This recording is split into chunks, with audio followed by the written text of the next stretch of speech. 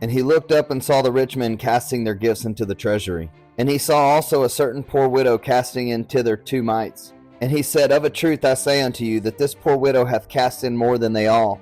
For all these have of their abundance cast in unto the offerings of God. But she of her penury hath cast in all the living that she had. And as some spake of the temple, how it was adorned with goodly stones and gifts, he said, As for these things which ye behold, the days will come in the which there shall not be left one stone upon another that shall not be thrown down. And they asked him, saying, Master, but when shall these things be, and what signs will there be when these things shall come to pass? And he said, Take heed that ye be not deceived, for many shall come in my name, saying, I am Christ, and the time draweth near. Go ye not therefore after them. But when ye shall hear of wars and commotions, be not terrified. For these things must first come to pass, but the end is not by and by. Then said he unto them, Nation shall rise against nation, and kingdom against kingdom. And great earthquakes shall be in divers places, and famines, and pestilences, and fearful sights, and great signs shall there be from heaven. But before all these they shall lay their hands on you, and persecute you, delivering you up to the synagogues and into prisons, being brought before kings and rulers for my name's sake. And it shall turn to you for a testimony.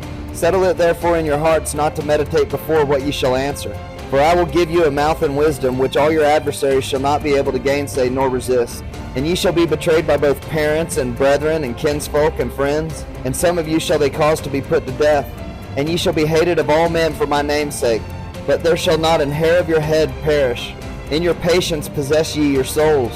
And when ye shall see Jerusalem compassed with armies, then know that the desolation thereof is nigh. Then let them which are in Judea flee to the mountains, and let them which are in the midst of it depart out, and let not them that are in the countries enter thereinto. For these be the days of vengeance, that all things which are written may be fulfilled. But woe unto them that are with child, and to them that give suck in those days. For there shall be great distress in the land, and wrath upon this people. And they shall fall by the edge of the sword, and shall be led away captive into all nations. And Jerusalem shall be trodden down of the Gentiles, until the time of the Gentiles be fulfilled. And there shall be signs in the sun, and in the moon, and in the stars. And upon the earth distress of nations with perplexity, the sea and the waves roaring.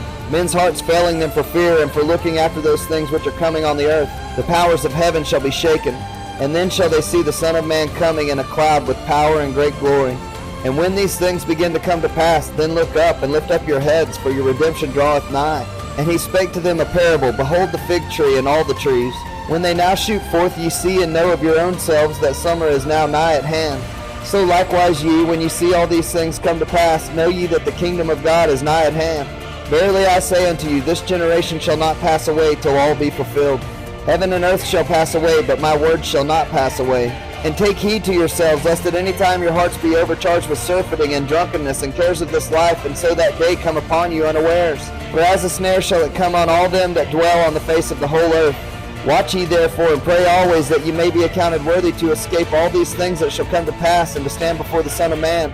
And in the daytime he was teaching in the temple, and at night he went out and abode in the mount that is called the Mount of Olives. And all the people came early in the morning to him in the temple for to hear him.